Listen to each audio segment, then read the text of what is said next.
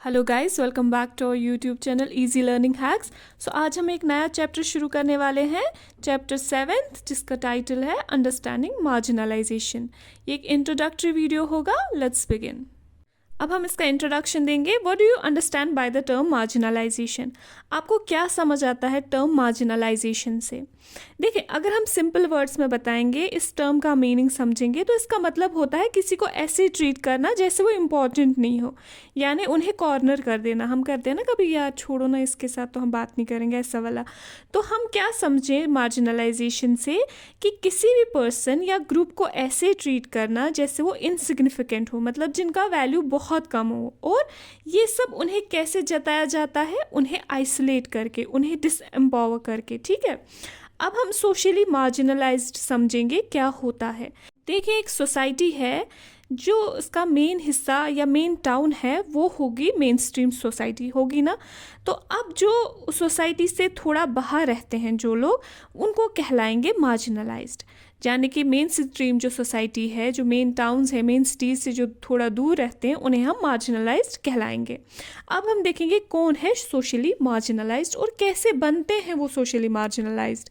जैसे ट्राइब्स के बारे में आपने सुना होगा, है ना। वो जंगलों में रहते हैं, तो मेन स्ट्रीम सोसाइटी से बाहर है वो लोग, तो उन्हें हमारे कल्चर के बारे में ज़्यादा कुछ पता नहीं होता है। तो ये लोग के जो लोग टाउन्स और सिटीज़ में रहते हैं वो कैसे रहते हैं, उन्हें इसके बारे में ज़्यादा नॉलेज नहीं होता। तो अगर यही ट्राइबल्स आपके सिटी में आके आपके साथ रहने लगेंगे, तो आपको तो दिक्कत होगी ना उनके साथ मिंगल होने में, क्योंकि वो आप सोचेंगे कि इनका रहन सहन सब चीज़ें अलग हैं तो हमारे से। तो इस तरह से हम उन्हें सोशली मार्जिनलाइज्ड कह सकते हैं। तो आपने काइंड ऑफ उन्हें थोड़ा मार्जिनलाइज पहले ही कर दिया कि यार, सोच के ही कि यार ये तो हमसे थोड़ा अलग दिखते हैं, अलग रहन सहन है इनका, इनका खान पान अलग है। सो इस तरीके से क्या होता है कि वो पहले ही मार्जिनलाइज्ड हो गए। अब हम देखेंगे मार्जिनलाइजेशन होता क्यों है, किस बेसिस पे होता है marginalization. Marginalization due to language, customs, religion, economic and social status. Marginalization होता है ड्यू टू लैंग्वेज। लैंग्वेज का एक बैरियर रहता है, तो उस वजह से भी लोग मार्जिनलाइज होते हैं। देखिए, मैं आपको एक एग्जांपल से समझाऊंगी कि मान लीजिए आपकी क्लास में एक नया एडमिशन आ गया और उसको हिंदी और इंग्लिश दोनों ही नहीं आती, वो किसी और लैंग्वेज में बात करता है, जैसे मान लीजिए गुजराती होगी, मराठी होगी, कश्मीरी होगी, किसी भी लैंग्वेज में बात करता है।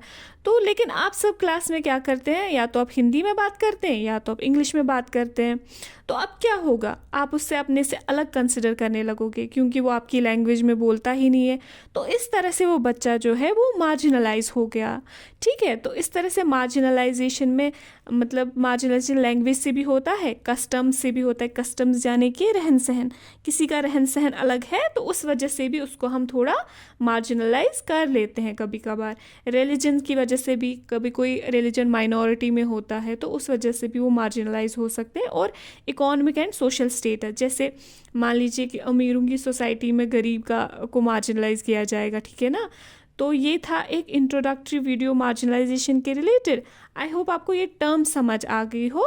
आगे हम इसे और अच्छे तरीके से समझेंगे इस टॉपिक को, और हम अच्छे से डीप स्टडी करेंगे इसके रिलेटेड। लेकिन फिलहाल हम देखेंगे कि इस टॉपिक में हम आगे क्या क्या पढ़ने वाले, what we are going to study in this chapter. पहला है frictional case to understand marginalisation.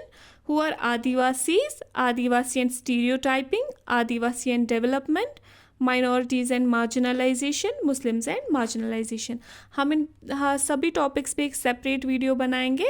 I hope फिलहाल आपको इंट्रोडक्टरी वीडियो अच्छे से समझ आ गई हो।